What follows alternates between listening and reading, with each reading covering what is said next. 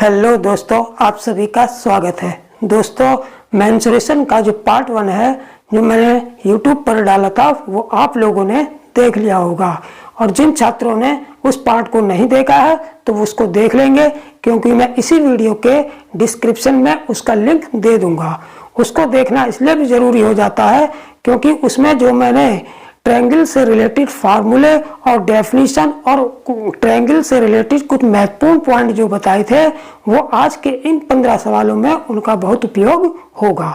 मैं आज भी जब सवालों को कराऊंगा तो साथ ही साथ शॉर्ट फार्मूले और उनकी जो ट्रायंगल की कुछ मेन प्रॉपर्टी है वो भी बताता हुआ चलूंगा। ठीक है, तो आज जो 15 सवाल मैं जो कराऊंगा वो बहुत ज़बरदस्त और इम्पोर्टेंट सवाल होंगे। अगर इन 15 सवालों को आप लोग अच्छी तरह से कर लेते हैं तो मुझे नहीं लगता किसी भी कंपटीशन में ट्रायंगल से रिलेटेड कोई भी क्वेश्चन आएगा उसको आप ना कर पाए। ठीक है, तो वीडियो को पूरा देखें। तो चलिए देर ना करते हुए शुरू करते हैं आज के ट्रायंगल से रिलेटेड 15 महत्वपूर्ण क्वेश्चन। पहला और जो दूसरा सवाल है वो बहुत ही हल्का सवाल है, लेकिन कई परीक्षाओं में जब ये आता है तो बहुत से छात्र जो है उसको समझ नहीं पाते हैं कि इसे कैसे हल करना है, जबकि ये बिल्कुल हल्का सवाल है। ठीक है, तो सबसे पहले हम पहला और दूसरा सवाल समझेंगे, इसको कैसे किया जाएगा। ठीक, देखिए, निम्न में कौन किसी त्रिभुज की भुजाएं नहीं है। यानी क्या कहा है कि निम्न में कौन किसी त्रिभुज की भुजाएं नहीं है। यानी कि हमने 4 ऑप्शन दे दिए। हमको क्या किया, 4 ऑप्शन दे दिए जिसमें त्रिभुज की 3 भुजाएं दे रखी हैं, 10, 9, 15, 15, 15, 15, 8, 10, 9, 9, 17, 6। यानी कि 4 ऑप्शन दे दिए हैं और चारों में जो है त्रिभुज की 3 भुजाओं की माप दी है। ठीक है, तो हमें यह पूछा है कि इनमें से कौन से ऑप्शन की माप जो है वो किसी त्रिभुज की भुजाएं नहीं है, यानी कि किसी त्रिभुज की भुजाओं की माप नहीं है। ठीक है, तो मैंने इससे पिछले वाले जो वीडियो में इस बात को बताया था, जब मैंने ट्रायंगल की जो प्रॉपर्टी बताई थी उसमें मैंने ये बताया था कि किसी भी त्रिभुज की 2 भुजाओं का योग बड़ा होता है तीसरी भुजा से, तथा जो उनका 2 भुजाओं का अंतर होता है वो तीसरी भुजा से हमेशा छोटा होता है। ठीक है, यानी कि 2 भुजाओं का जो योग होगा वो तीसरी भुजा से सदैव बड़ा होगा और 2 भुजाओं का जो अंतर होगा वो तीसरी भुजा से सदैव छोटा होगा।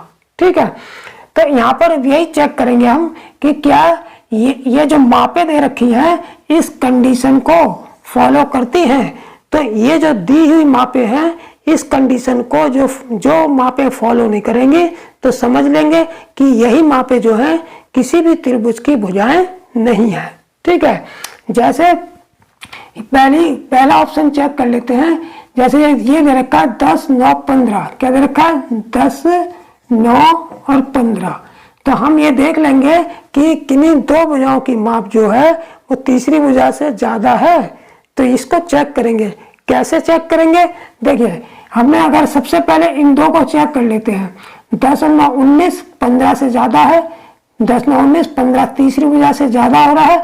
अब इन दोनों को चेक कर लो। 15, 9, 24 जो कि 10 से ज्यादा है। अब इन दोनों को चेक कर लेते हैं। 15, 10, 25 जो 9 से ज्यादा है। यानी कि किसी भी 2 भुजाओं का योग जो है तीसरी भुजा से ज्यादा बैठ रहा है। इसका मतलब जो है ये जो है त्रिभुज की भुजाएं हैं। तो पहला वाला ऑप्शन जो है सही हो गया। सही का मतलब पहला वाला ऑप्शन जो है सही हो गया कि ये त्रिभुज की भुजाएं हैं। जबकि हमसे क्या पूछा है कि किसी त्रिभुज की भुजाएं नहीं है, तो जो नहीं होंगी वही आंसर होगा। तो अब दूसरा वाला ऑप्शन चेक कर लेते हैं। 15, 15 और 15। ठीक है, तो अब इन 2 का योग कर लो तो 15, 15, 30 जो तीसरी भुजा से ज्यादा बैठ रहा है। इन 2 को चेक करेंगे। 15, 15, 30 जो कि तीसरी भुजा से ज्यादा बैठ रहा है। फिर इनको चेक कर, इन दोनों का योग कर लो। 15, 15, 30 वो भी तीसरी भुजा से ज्यादा बैठ रहा है। इसका मतलब जो है कि ये भी जो है किसी त्रिभुज की भुजाएं हैंगी। अब तीसरे वाले ऑप्शन को चेक कर लेते हैं। 8, 10 और 9 सेंटीमीटर दे रखा है। तो सबसे पहले इन दोनों को चेक करें। 8, 10, 18 जो तीसरी भुजा से ज्यादा है। फिर इन दोनों को चेक कर लेते हैं, 10 9 19, जो ये तीसरी भुजा 8 से ज्यादा है। फिर इसको चेक कर लेते हैं, 8 9 17, और जो कि तीसरी भुजा 10 से ज्यादा है, तो इसका मतलब ये भी त्रिभुज की भुजाएं है। अब लास्ट वाले ऑप्शन को चेक कर लेते हैं। देखिए लास्ट वाला ऑप्शन क्या है, 9 सेंटीमीटर, 17 सेंटीमीटर, 6 सेंटीमीटर, यानी कि 9 17 और 6। तो सबसे पहले इन दोनों को चेक करेंगे, 17 9 कितना हो गए, 17 9 26, और 26 6 से बड़ा है, इसका मतलब अभी तो ये तो सही है। अब और इसको चेक कर लेते हैं इन दोनों को, तो 17 6 कितना होगा, 17 6 23, 23 भी 9 से बड़ा है, ठीक है, यानी कि दो भुजाओं का योग तीसरी से बड़ा आ रहा है, तब ये भी सही है। अब ये लास्ट में चेक करते हैं इनको 9 6 15, यानी कि दो भुजाओं का योग 15 आ रहा है, 9 6 15, और ये तीसरी भुजा 17 है, तो इसका मतलब ये है कि इन दो भुजाओं का योग यानी कि 9 6 15 जो है वो तीसरी भुजा 17 से कम बैठ रहा है। तो इसका मतलब ये हुआ कि ये मापें ऐसी हैं जिनमें किन्हीं दो भुजाओं का योग तीसरी भुजा से कम बैठ रहा है। इसका मतलब यह है कि यह जो है किसी भी त्रिभुज की भुजाएं नहीं हो सकती। तो इसका मतलब यही वाला ऑप्शन हमारा सही होगा, कि यही पूछा है कि किसी त्रिभुज की भुजाएं नहीं है। तो ये वाली 9 17 और 6 जो है किसी भी त्रिभुज की भुजाएं नहीं है, क्योंकि इसमें किन्हीं दो भुजाओं का योग तीसरी भुजा से कम बैठ रहा है, ठीक है। अब देखते हैं दूसरा वाला सवाल। दूसरा क्या है, किसी त्रिभुज की दो भुजाएं 6 सेंटीमीटर और 4 सेंटीमीटर दे रखी हैं, तो इस त्रिभुज की तीसरी भुजा क्या होगी, ठीक है। तो बिल्कुल सिंपल है, अगर हमको ये चीज पता है कि किसी त्रिभुज की दो भुजाओं का योग जो होता है तीसरी भुजा से ज्यादा होता है और दो भुजाओं का अंतर तीसरी भुजा से कम होता है, तो इसी की सहायता से हम अगर किसी भी त्रिभुज की दो भुजाएं दे रखी होंगी तो हम तीसरी आसानी से निकाल लेंगे, ठीक है। तो देखिए कैसे निकालेंगे, दो भुजाएं दे रखी है 6 और 4 दे रखी है, त्रिभुज की दो भुजाएं दे रखी है 6 और 4 दे रखी है। तो हमें पहली कंडीशन क्या है कि इन दोनों का योग जो है तीसरी भुजा से ज्यादा होना चाहिए। अगर इन दोनों को जोड़ लें 6 4 कितना हो गया 10, तो इन दोनों का योग जो है तीसरी भुजा मान लेते हैं x है, दो भुजाएं दे रखी हैं 6 और 4, तीसरी भुजा x मान ली हमने, तो इन दोनों का योग जो है x से बड़ा होना चाहिए। और इनका अंतर निकाल लें, 6 में से 4 गया 2, तो इन दोनों का अंतर जो है वो तीसरी भुजा से कम होना चाहिए, यानी कि इन दोनों का योग तीसरी भुजा से ज्यादा होना चाहिए और इन दोनों का अंतर तीसरी भुजा से कम होना चाहिए।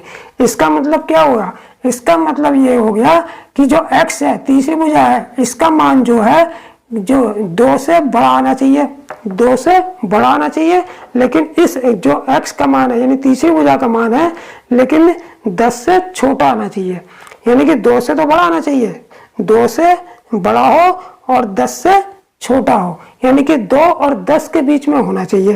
तो ऑप्शन में चेक कर लेंगे कि 10 से तो कैसा आना चाहिए, 10 से छोटा आना चाहिए, लेकिन यहाँ 10 सेंटीमीटर है तो ये ऑप्शन गलत हो गया। और 12 सेंटीमीटर दे रखा है जबकि 10 से छोटा होना चाहिए, तो ये भी ऑप्शन गलत हो गया। अब 2 से बड़ा होना चाहिए, यहाँ 2 सेंटीमीटर दे रखा है तो ये भी ऑप्शन गलत हो गया। कितना आना चाहिए तीसरी भुजा का मान, 2 से बड़ा आना चाहिए लेकिन 10 से छोटा आना चाहिए, यानी कि 2 और 10 के बीच में आना चाहिए, ठीक है। तो 2 और 10 के बीच में क्या बैठ रहा है, केवल 8 बैठ रहा है, जो 8 जो है वो 10 से जो है छोटा है लेकिन 2 से बड़ा है। तो इसका मतलब तीसरी भुजा कितनी हो जाएगी, 8 सेंटीमीटर हो जाएगी, ठीक है।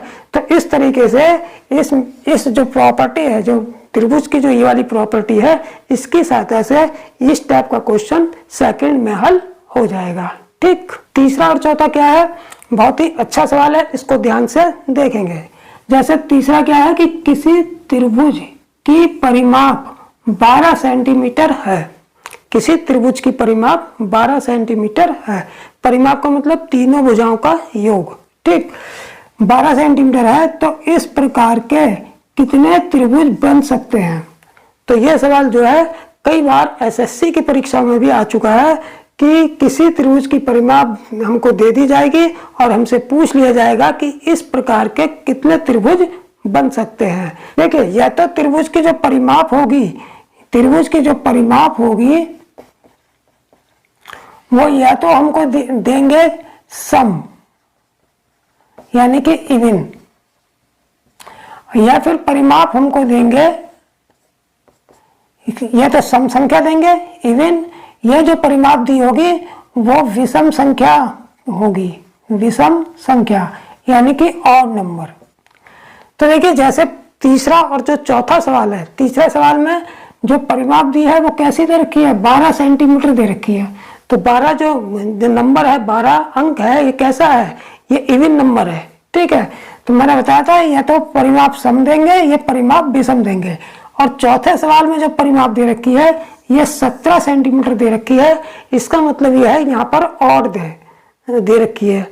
तो इन दोनों के लिए फॉर्मूला अलग अलग है।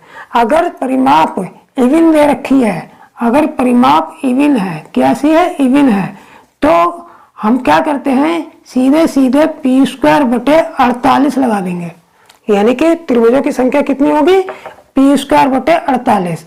और अगर ऑड दे रखी है परिमाप, तो जो है p प्लस 3 का होल स्क्वायर बटे 48 लगाएंगे। यानी कि त्रिभुजों की संख्या कितनी हो जाएगी, अगर परिमाप इवन है यानी कि सम है, सम संख्या है, तो त्रिभुजों की संख्या p स्क्वायर बटे 48 होगी। और अगर जो परिमाप दे रखी है, तीनों भुजाओं का योग जो दे रखा है वो ऑड नंबर है यानी कि विषम संख्या है, तो त्रिभुजों की संख्या p प्लस 3 का होल स्क्वायर बटे 48 होगी। जहां ये p क्या है, जहां p जो है पेरीमीटर है, जो p क्या है, परिमाप है। यहाँ p क्या है, त्रिभुज की परिमाप यानी कि पेरीमीटर। ठीक है, तो यहाँ पर हमको p की वैल्यू कितनी है, ये पेरीमीटर कितनी है, यानी कि 12 सेंटीमीटर। त्रिभुज की परिमाप 12 सेंटीमीटर यानी कि p की वैल्यू 12 दे रखी है। और ये कैसा है, p ये हमारा कैसा है, इवन है। तो इवन है तो कौन सा फार्मूला लगेगा, त्रिभुजों की संख्या कितनी होगी, पी स्क्वायर बटे 48। इसलिए त्रिभुजों की संख्या बराबर पी स्क्वायर बटे 48। तो पी स्क्वायर का मतलब 12 गुणे 12 बटे 48, 12 चौक 48, 4 तिया 12 कट गया, बराबर 3 आ गया। यानी कि त्रिभुजों की संख्या कितनी होगी, 3। तो ऑप्शन नंबर बी वाला सही होगा। यानी कि इस प्रकार के जो है 3 त्रिभुज बन सकते हैं। ठीक है, अब देखते हैं चौथा सवाल। चौथे में क्या है कि किसी त्रिभुज की परिमाप यानी कि पैरामीटर 17 सेंटीमीटर दे रखी है। तो p की वैल्यू कितनी है, 17, जो कि क्या है, एक ऑड नंबर है। तब त्रिभुजों की संख्या कितनी हो जाएगी, तब त्रिभुजों की संख्या कितनी हो जाएगी, ये वाला फॉर्मूला लगाएंगे, p प्लस 3 का होल स्क्वायर, p प्लस 3 का होल स्क्वायर बटे 48। तो p की वैल्यू कितनी है, 17 यहाँ पर अगर जब रख देंगे तो 17 और 3 कितने हो जाएंगे, 20 का स्क्वायर बटे 48 यानी कि 20 गुणा 20 बटे 48 कितने से कट जाएगा, 4 पंजे 20, 4 12 48। ठीक है, 4 अब कितने, 20 पंजे 100 बटे 12 हो गया। अब जब 100 में 12 का जब भाग देंगे, 100 में जब 12 का भाग देंगे तो जो संख्या यानी कि जो भागफल पूरा आएगा वही त्रिभुजों की संख्या होगी। तो यहाँ पर 12 अट्ठे 96, उसके बाद तो पॉइंट में आएगा। तो पॉइंट में नहीं, सीधे सीधे जो पूरा कटेगा जिस संख्या से, वही जो है त्रिभुजों की संख्या होगी। तो 12 अट्ठे 96, 12 में 108 ज्यादा हो जाएगा, तो 12 अट्ठे 96 तक करेंगे और त्रिभुजों की संख्या कितनी होगी, 8 होगी। तो कौन सा ऑप्शन हो जाएगा, सी वाला ऑप्शन हमारा सही होगा। ठीक है, अब देखते हैं पांचवा और छठा सवाल। पांचवा क्या है कि यदि किसी त्रिभुज की भुजाएं क्रमशः 8 सेंटीमीटर, 15 सेंटीमीटर तथा 17 सेंटीमीटर है तो इसका क्षेत्रफल क्या होगा।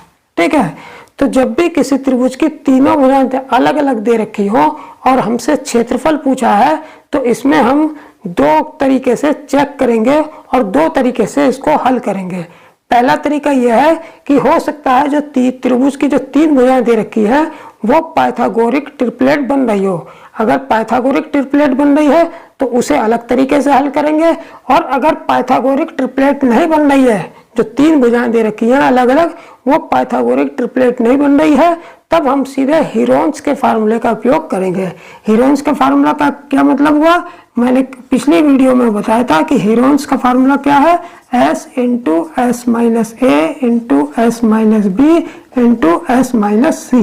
यानी कि हीरोन्स का फार्मूला है, सबसे ज्यादा जो है त्रिभुज की जब तीनों भुजाएं अलग अलग दी जाती हैं तो ज्यादातर इसी फार्मूले का उपयोग करते हैं।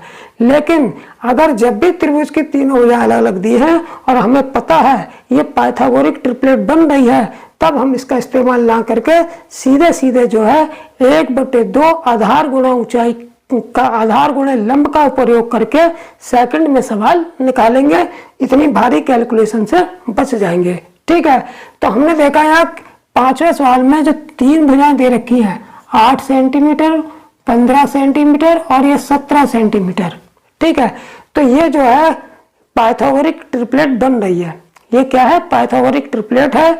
इसलिए जो है जब भी पाइथागोरिक ट्रिपलेट बन रही है तो जो बड़ी भुजा होती है, जो सबसे बड़ी भुजा होती है, उसके अलावा जो शेष 2 भुजाएं होती हैं, एक आधार होती है, एक लंब होती है। यानी कि जब पाइथागोरिक ट्रिपलेट है तो इसका मतलब यह है, ये जो सबसे बड़ी भुजा है ये तो कर्ण होगी, यानी कि समकोण त्रिभुज का कर्ण होगी ये, और ये जो शेष 2 भुजाएं होंगी वो एक आधार होगी और एक लंब होगी। तो जब भी पाइथागोरिक ट्रिपलेट बनेगी तो जो सबसे बड़ी भुजा को छोड़ देंगे, बाकी भुजा का बाकी भुजा का क्या करेंगे, 1/2 आधार गुणे लंब फार्मूला लगा के त्रिभुज का क्षेत्रफल निकाल लेंगे।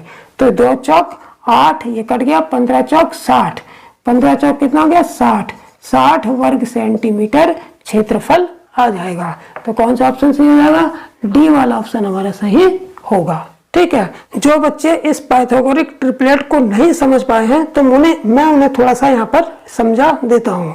पाइथागोरिक ट्रिपलेट का मतलब ये होता है कि जो त्रिभुज की 3 भुजाएं दे रखी होती है, उसमें जो सबसे बड़ी जो भुजा होती है उसका वर्ग जो होता है वो शेष 2 भुजाओं के वर्गों के योग के बराबर होना चाहिए। तो देखिए 17 सबसे बड़ी भुजा 17 है, तो 17 का वर्ग कितना हो जाएगा, 17 का वर्ग हो जाएगा हमारा 289, और शेष 2 भुजाएं 8 और 15 के वर्गों का योग 8 × 64 प्लस 15 15 225।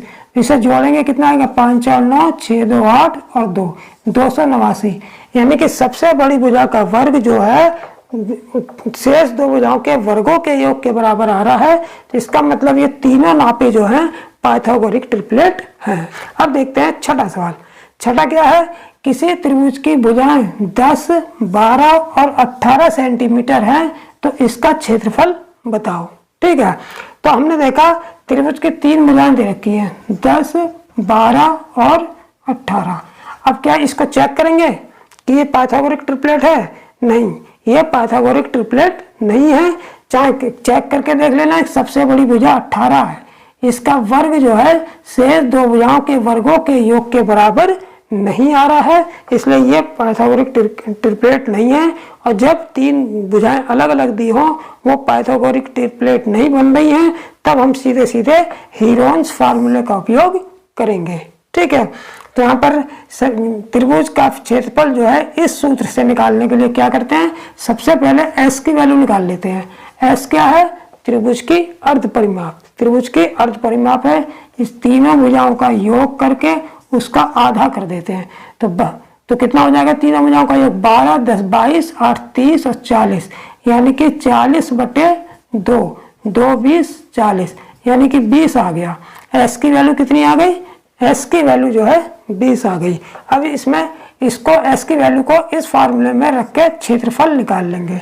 ठीक है, तो s की वैल्यू कितनी हो गई, 20 गुणा s माइनस ए, यानी कि 20 में से ये a हो गया, ये b हो गया, ये c, s माइनस ए यानी कि 20 में से 10 घटाएंगे तो 10 बचेगा, s माइनस b यानी कि 20 में से 12 घटाएंगे तो 8 बचेगा, s माइनस c यानी 20 में से 18 घटा देंगे तो 2 बचेगा। अब इसको कैलकुलेट कर लेंगे, देखिए कितना आ जाएगा, 2 गुणा 20 को हम टुकड़े कर लेंगे, 2 दाम 20, फिर गुणा 10 ये वाला, इसको भी तोड़ लेंगे, 4 गुणा 2 में और ये वाला 2। ठीक है, अब हमने देखा ये इसके कौन कौन से जोड़े बन रहे हैं, क्योंकि वर्गमूल का चिन्ह है तो जो जोड़े बन रहे हैं उसको बाहर निकाल देंगे। तो यहाँ पर इसका जोड़ा बन गया, इसका बन गया, ठीक है, और 4 का वर्गमूल निकाल देंगे तो कितना आ जाएगा, देखिए बराबर 10 आ गया बाहर, इसके बाद 4 का वर्गमूल 2 आ गया और इस जोड़े से 1 2 आ गया, केवल 1 √2 बचा, 1 2 बचा अंदर। तो 10 दूनी 20 दूनी 40, यानी कि 40 √2 वर्ग सेंटीमीटर आंसर आ जाएगा। ठीक है, तो इस तरीके से जब पाइथागोरिक ट्रिपलेट नहीं बनेगी तो सीधे सीधे हीरोन्स का फार्मूला लगा के हम किसी भी त्रिभुज का क्षेत्रफल निकाल लेंगे, जबकि उसकी तीनों भुजाएं अलग अलग दी होंगी। ठीक है, तो कौन सा सही हो जाएगा, सी वाला ऑप्शन हमारा सही होगा। ठीक, तो अब देखते हैं 7वां सवाल। 7वां सवाल क्या है, 7वां है कि एक समद्विबाहु त्रिभुज की असमान भुजा की लंबाई 30 सेंटीमीटर तथा परिमाप 64 सेंटीमीटर है। तो देखिए इसको कैसे हल करेंगे, सिंपल सी बात है कि हम एक समद्विबाहु त्रिभुज खींच लेते हैं। एक समद्विबाहु त्रिभुज जिसकी 2 भुजाएं समान है, वो हमने इसको इस तरीके से बना लिया। ठीक है, अब इसकी 2 समान भुजाएं कौन कौन सी है, ये मैंने ए और ए ले ली। ठीक है, और जो तीसरी असमान भुजा है वो कितनी हमको दे रखी है, 30 सेंटीमीटर दे रखी है। कितनी दे रखी है हमको, ये हमको दे रखी है 30 सेंटीमीटर, 30 सेंटीमीटर। ठीक है, और उसके बाद जो परिमाप दे रखी है यानी 64 सेंटीमीटर, यानी कि तीनों भुजाओं का योग। तो तीनों भुजाओं का जब योग 64 सेंटीमीटर दे रखा है, परिमाप का मतलब तीनों का योग, तीनों का योग ए मिलके 2a हो गया, 2a + 30, यानी कि 2a + 30, यानी कि इन तीनों का योग किसके बराबर है, परिमाप 64 के बराबर। इस परिमाप 64 के बराबर रख दिया। ठीक है, तो 2a बराबर 64 - 30 हो जाएगा। तो 2a बराबर कितना हो जाएगा, 34, 2 17 से कट जाएगा, तो यानी कि a बराबर आ गया 17। इसका मतलब यह है कि 2 समान भुजाएं कितनी कितनी होंगी, 17 सेंटीमीटर की होंगी। ठीक है, अब क्या करेंगे, अब हमने देखा कि हमसे त्रिभुज का क्षेत्रफल पूछा। क्या पूछा, त्रिभुज का क्षेत्रफल। तो अगर मुझे ऊंचाई पता चल जाए, अगर त्रिभुज की ऊंचाई पता चल जाए तो क्षेत्रफल आसानी से निकल जाएगा। तो मैं क्या करूंगा, ये जो है इसको ऐसे करके ऊंचाई इस पर लंब डाल दूंगा। अब चूंकि दोनों भुजाएं समान है त्रिभुज की, तो ये लंब है वो तीसरी भुजा को, जो असमान भुजा होगी, उसको समद्विभाजित करेगा। उसको क्या करेगा, समद्विभाजित करेगा। ये ए हो गया, ये बी हो गया, ये सी हो गया और ये डी हो गया। तो ये जो 30 सेंटीमीटर है, ये बी डी 15 हो जाएगी, ये भी 15 हो जाएगी और ये भी 15 हो जाएगी। ठीक है, तो अब हमने ये देखा कि अगर इस त्रिभुज की ऊंचाई ये वाली पता चल जाए, एडी की वैल्यू पता चल जाए, तो हम आसानी से इसका क्षेत्रफल निकाल सकते हैं। तो हमने देखा यहाँ पर जो ये खींचा गया लंब है, जो ऊंचाई है, ये लंब हो गया यानी कि ऊंचाई हो गई। तो ADC समकोण त्रिभुज बन रहा है, ये वाला त्रिभुज ADC देखेंगे, त्रिभुज ADC समकोण त्रिभुज है। इसमें जो है कर्ण 15 हो गया, आधार 15 हो गया, सॉरी कर्ण 17 हो गया, आधार 15 हो गया। तो ये वाली भुजा कितनी हो जाएगी, वैसे तो पाइथागोरस प्रमेय लगा के निकाल लेंगे, लेकिन हमको अगर पाइथागोरिक ट्रिपलेट याद होगी तो हमें ये निकालने की जरूरत नहीं होगी, सीधे सीधे हमारे दिमाग में आ जाएगा ये कितनी भुजा होगी।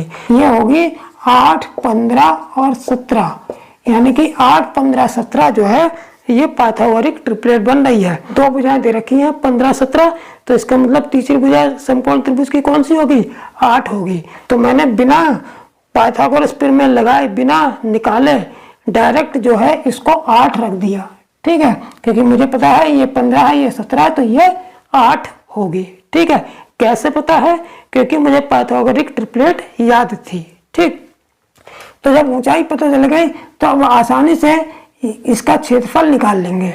इसलिए त्रिभुज का क्षेत्रफल हो जाएगा, त्रिभुज का क्षेत्रफल बराबर कितना हो जाएगा, इसके गुणा, ये अगर ये बीच में जो लंब आएगा और इसका जो ये DC है, तो इन दोनों की जो गुणा होगी वही त्रिभुज का क्षेत्रफल हो जाएगा। तो 15 8 120, 15 8 बराबर 120 वर्ग सेंटीमीटर, यही आंसर होगा। ठीक है, तो कौन सा ऑप्शन सही हो जाएगा मेरा, डी वाला ऑप्शन सही होगा। ठीक है। सवाल नंबर 8वां क्या है कि एक समद्विबाहु त्रिभुज की परिमाप 20 सेंटीमीटर तथा समान लंबाई वाली भुजाओं में से एक भुजा और आधार का अनुपात 3:4 है, तो त्रिभुज की ऊंचाई बताओ।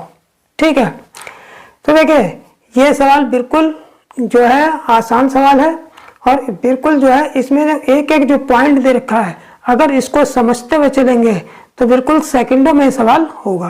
कैसे? देखिए, एक समद्विबाहु त्रिभुज की परिमाप 20 सेंटीमीटर है, ये तो क्लियर हो गया। ठीक है, समान लंबाई वाली भुजाओं में से एक भुजा और आधार, समान लंबाई वाली जो दो भुजाएं हैं उनमें से एक भुजा और आधार, यानी कि आधार का मतलब जो असमान भुजा है, एक समान भुजा और एक असमान भुजा का अनुपात हमको 3:4 दे रखा है, तो त्रिभुज की ऊंचाई हमसे पूछी है। तो इसको हम थोड़ा सा फिगर बनाते हुए चलेंगे। ठीक है, जैसे ये त्रिभुज है, ये समद्विबाहु त्रिभुज है। ठीक है, अब ये इसकी ए बी और सी ये समद्विबाहु त्रिभुज है।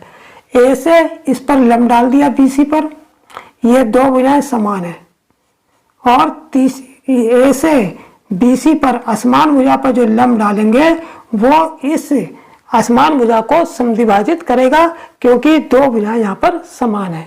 ठीक है, समान भुजा और असमान भुजा का अनुपात, यानी कि समान भुजा और असमान भुजा का अनुपात भी ये 3:4 दे रखा है, तो समान हम 3 ले लेंगे और असमान हम 4 ले लेंगे।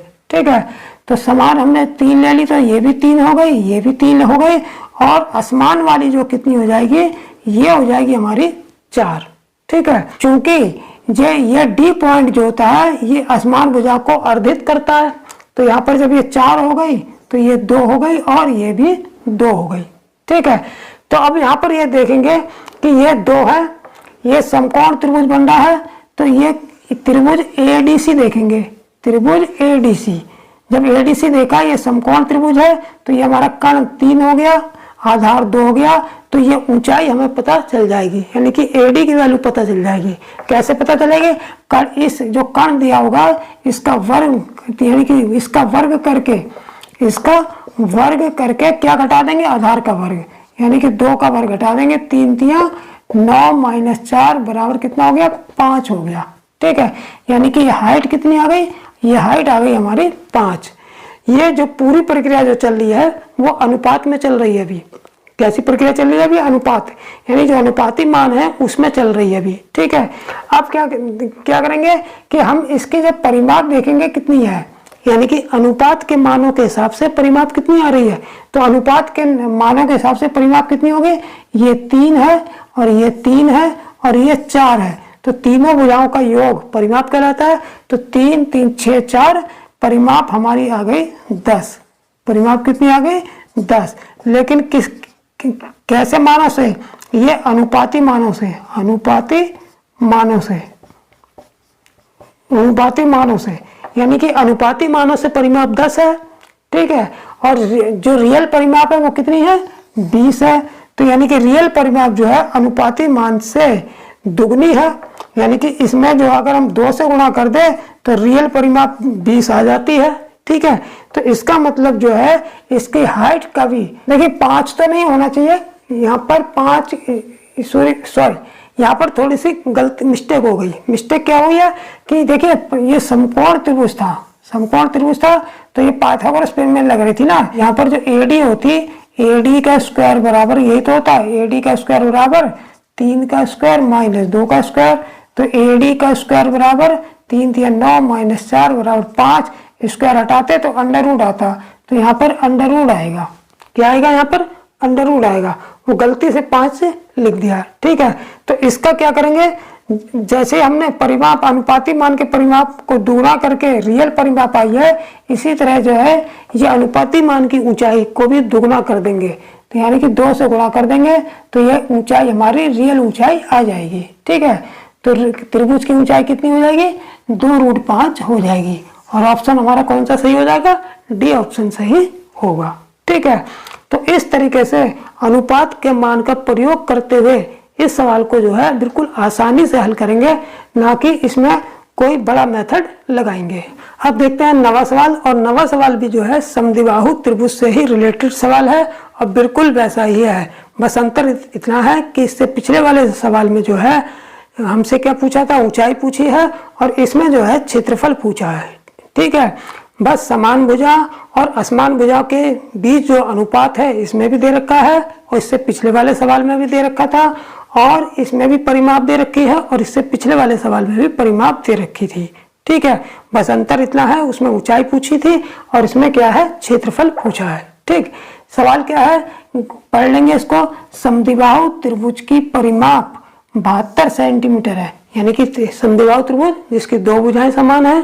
ठीक है, इसकी परिमाप कितनी है, 72 सेंटीमीटर। एक समान भुजा और आधार का अनुपात, एक समान भुजा और आधार का अनुपात, यानी कि आधार कैसा है, असमान है, यानी कि एक समान भुजा और असमान भुजा का अनुपात कितना दे रखा है, 7:10 दे रखा है। तो त्रिभुज का क्षेत्रफल हमसे पूछा है। ठीक, तो इसको भी हम क्या करेंगे, फिगर की सहायता से और अनुपाती मानों की सहायता से हल करेंगे। ठीक है, हमने एक इसको त्रिभुज बना लिया, समद्विबाहु त्रिभुज, ये ए हो गया, ये बी, ये सी, और ये हमने इस पे लंब डाल दिया। ठीक है, जो इस आधार को यानी कि असमान भुजा को समद्विभाजित करेगा। ठीक है, तो समान भुजाएं कौन कौन सी होंगी, देखिए ये समान और असमान भुजाओं के बीच अनुपात है ये। ठीक है, तो समान भुजा कौन सी हो जाएगी, 7 ले लेंगे अनुपाती मान को, 7 और 7, और असमान भुजा का अनुपात क्या ले लेंगे, 10। तो ये हमारी पूरी 10 हो गई, यानी कि समान भुजा 7 7 और असमान भुजा 10। अब चूंकि जो ये लंब डाला है AD, ये इस असमान भुजा को समद्विभाजित करता है, तो ये हमारी 5 5 हो जाएंगी। कितनी कितनी हो जाएंगी, 5 5 हो जाएंगी। ठीक, जब 5 5 पता चल गई तो ये चूंकि समकोण त्रिभुज है ADC, जो ये समकोण त्रिभुज है इसके सहायता से यानी कि पाइथागोरस प्रमेय की सहायता से ये AD निकाल लेंगे, यानी कि AD² बराबर हो जाएगा, ये कण है यानी कि कण का स्क्वायर 7 है, 7 का स्क्वायर माइनस ये आधार है, आधार का स्क्वायर माइनस आधार का स्क्वायर। ठीक है, यानी कि 5 का स्क्वायर, तो AD² कितना हो जाएगा, 7 7 49 माइनस 25, तो AD² बराबर हो जाएगा 9 में से 5 गया 4 और 4 में से 2 गया 2, यानी कि AD बराबर हो जाएगा √24। ठीक है, तो √24 का मतलब 24 को हम तोड़ सकते हैं, किसमें तोड़ सकते हैं, 4 6 24, यानी कि √4 × 6 यानी कि 2√6 आ जाएगा। AD की वैल्यू कितनी आ जाएगी, AD की वैल्यू आ जाएगी 2√6। तो यहाँ पर AD की वैल्यू यानी कि ऊंचाई जो आ गई हमारी 2√6 आ गई। ठीक है, अब जब अनुपाती ऊंचाई 2√6 आ गई तो अब क्या करेंगे, हमने देखा इसकी परिमाप बिल्कुल जैसे पिछले सवाल में किया था, इसकी परिमाप चेक करेंगे कितनी है, 7 7 14 और 10 कितनी हो गई, 24 हो गई। कितनी हो गई, परिमाप अनुपाती मानों के अनुसार परिमाप कितनी हो गई, 24 हो गई। 7 7 14 10 24, जबकि रियल परिमाप कितनी है, हमको 72 सेंटीमीटर दे रखी है। तो 24 में कितने से गुणा कर दें कि 72 हो जाए, 24 में हम 3 से गुणा कर देंगे तब 72 हो जाएगा। ठीक है, जब 24 में 3 से गुणा करने पर 72 होगा, इसका मतलब जो है हाइट में भी हम 3 से गुणा करेंगे। तो जब हाइट में 3 से गुणा करेंगे तो कितनी हाइट हो जाएगी, 3 दूनी 6√6, 3 दूनी 6√6 जो है हाइट हो जाएगी। ठीक है, अब हाइट तो 6√6 हो गई, ये रियल हाइट आ गई। इसी प्रकार से हम आधार में भी कितने से गुणा करेंगे, 3 से गुणा करेंगे। तो ये आधार कितना है, पूरा आधार कितना है, 10 है। तो इसमें भी हम जब 3 से गुणा कर देंगे तो आधार हमारा कितना आ जाएगा, आधार हमारा जाएगा 3 धाम 30 सेंटीमीटर आ जाएगा। तो इस तरीके से ऊंचाई आ गई हमारी 6√6 और आधार आ गया 30। अब बिल्कुल त्रिभुज का क्षेत्रफल आसानी से निकाल लेंगे।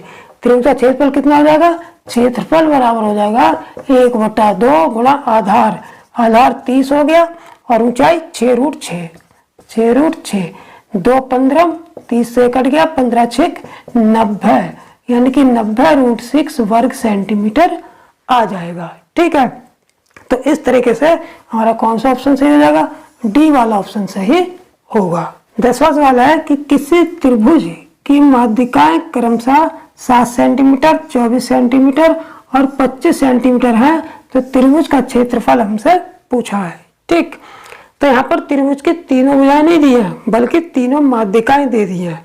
अब माध्यिकाएं क्या होती हैं? माध्यिकाएं सभी को पता है। जैसे कोई ये त्रिभुज है, ये त्रिभुज है, तो इस शीर्ष से इस सामने वाली भुजा के मध्य बिंदु को मिलाती हुई खींची जाए। इस शीर्ष से इसके सामने वाली भुजा के मध्य बिंदु से को मिलाती हुई से खींची जाए और इस शीर्ष के सामने वाली भुजा इस शीर्ष को इसके सामने वाली भुजा के मध्य बिंदु से मिलाती हुई खींची जाए। तो ये जो कहलाती है त्रिभुज की माध्यिकाएं कहलाती है। तो जब भी किसी त्रिभुज की तीनों माध्यिकाएं देंगे और क्षेत्रफल पूछेंगे, तो उसके लिए सबसे अच्छा फार्मूला ये है, बिल्कुल सॉफ्ट फार्मूला है। क्या करेंगे? अगर माध्यिकाएं दी हैं तब त्रिभुज का क्षेत्रफल हो जाएगा हमारा, क्षेत्रफल बराबर 4/3 गुणा माध्यिकाओं से बने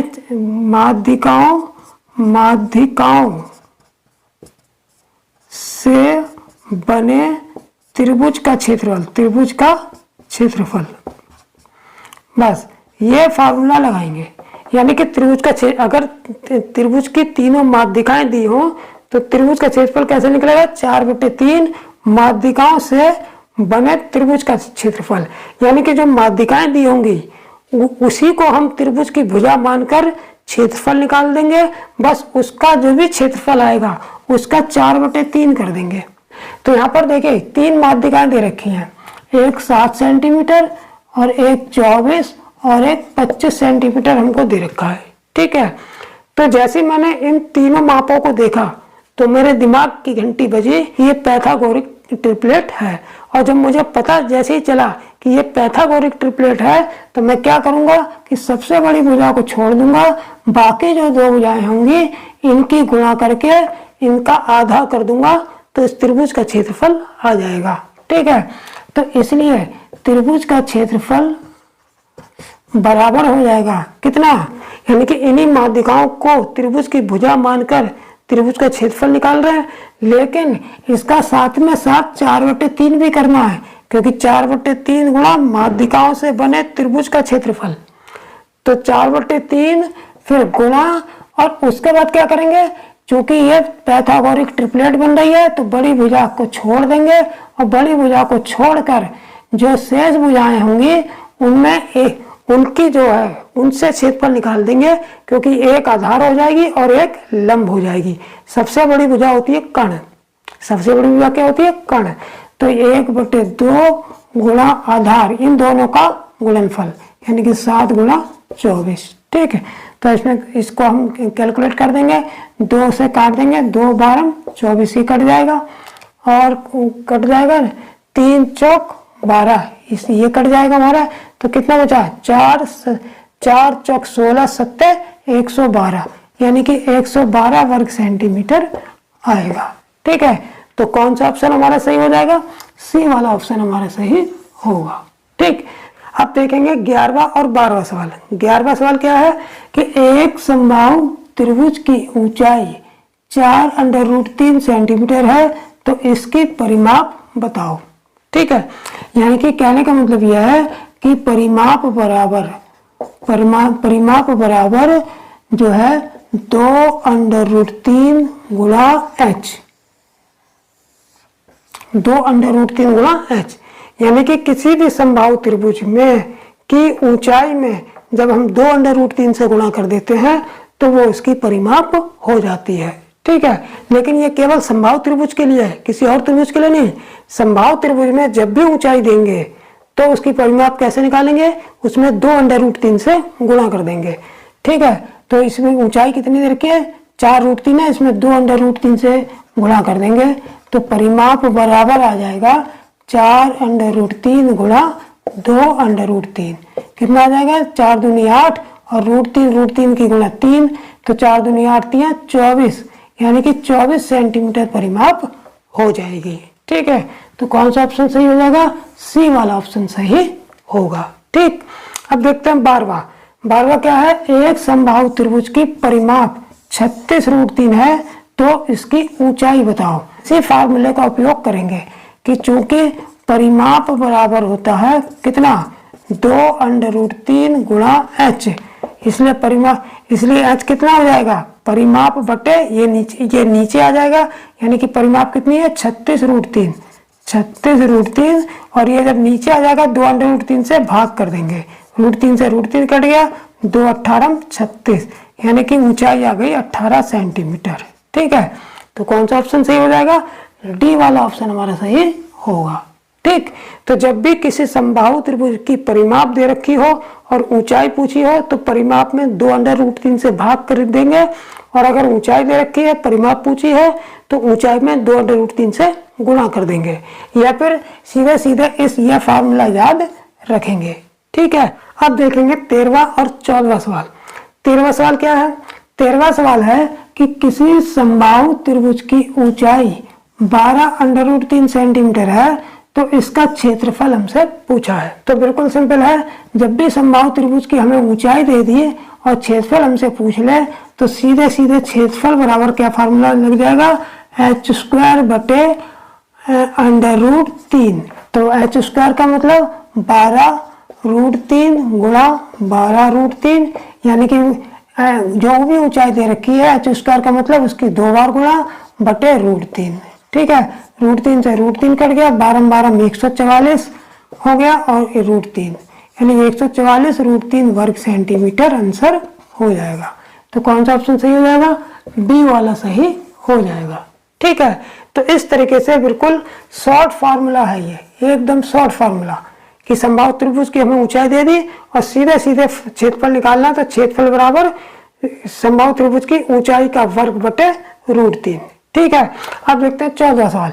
एक समबाहु त्रिभुज का क्षेत्रफल 36√3 वर्ग सेंटीमीटर है तो इसकी भुजा की माप हमसे पूछी है। ठीक, तो इसका तो सीधे सीधे निकाल लेंगे, क्षेत्रफल बराबर क्या होता है, भुजा पूछी हमसे, तो क्षेत्रफल बराबर होता है, समबाहु त्रिभुज का क्षेत्रफल होता है √3/4 गुणा भुजा का स्क्वायर। क्या होता है, भुजा का स्क्वायर। तो सीधे सीधे हमें क्षेत्रफल भुजा का स्क्वायर यानी कि भुजा निकालनी है, तो इस क्या करेंगे हम, इसको क्या करेंगे कि क्षेत्रफल इसको उठा के इधर ले आएंगे, तो ये 4/√3 गुणा क्षेत्रफल हो जाएगा बराबर भुजा का भुजा मान ले ए मान लेते हैं, तो ये a² हो गया। ठीक है, अब 4/√3 गुणा क्षेत्रफल की जगह क्या रख लेंगे 36√3, तो ये हो गया 36√3, √3 से √3 कट गया, 4 गुणा 36 बराबर a² हो गया। इसलिए a बराबर कितना हो जाएगा, a बराबर जब स्क्वायर हटाएंगे तो इधर अंडर रूट लग जाएगा, 4 गुणा 36, तो इसको जब √4 का √2 हो गया और 36 का √6 हो गया, तो 2 6 12 सेंटीमीटर, यानी कि भुजा की माप कितनी आ जाएगी 12 सेंटीमीटर आ गई।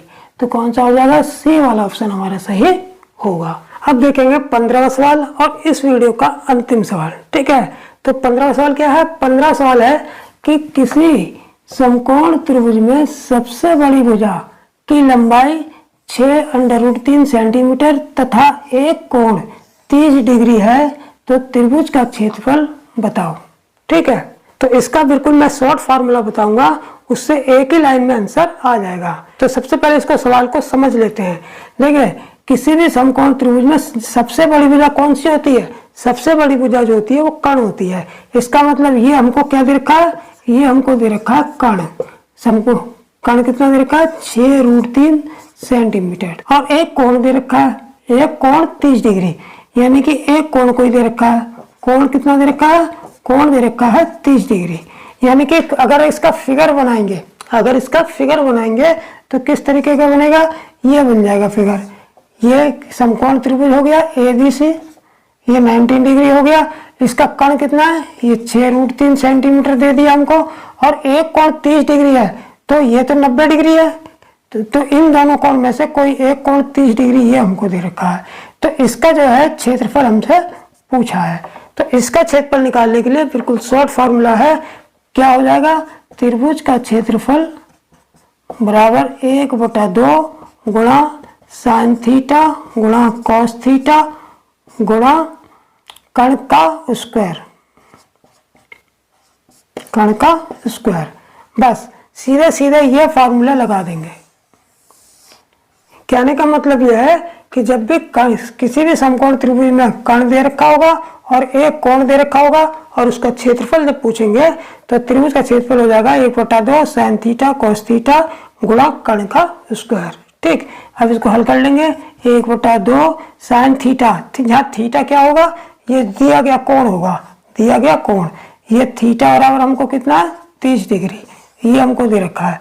तो साइन 30 यहाँ पर हो जाएगा साइन 30 डिग्री गुणा कॉस 30 डिग्री गुणा कर्ण, कर्ण कितना है 6√3, यानी कि 6√3 का स्क्वायर।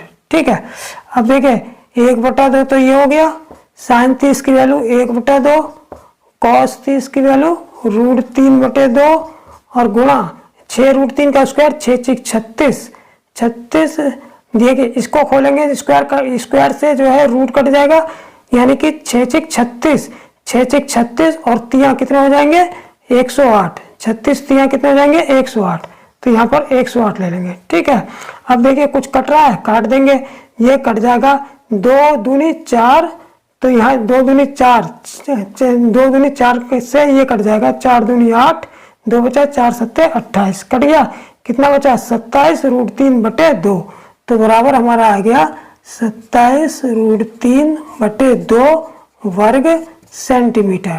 ठीक है, तो इस तरीके से कौन सा आंसर सही हो जाएगा, बी वाला ऑप्शन सही हो जाएगा। तो आज जो है ट्रायंगल से रिलेटेड जो भी सवाल और जो भी कॉन्सेप्ट था, यानी फार्मूला थे, उनसे संबंधित जो सवाल थे, यानी कि ट्रायंगल वाला जो है हमारा जो टॉपिक है वो जो आज खत्म हो गया। अब मैं नेक्स्ट वीडियो में आप लोगों को जो है आयत, यानी कि आयत के क्षेत्रफल से संबंधित सवाल कराऊंगा और उसका कॉन्सेप्ट बताऊंगा। तो नेक्स्ट वीडियो में आयत से रिलेटेड क्वेश्चन और कॉन्सेप्ट लेके फिर मिलेंगे। तब तक के लिए जय हिंद, जय भारत।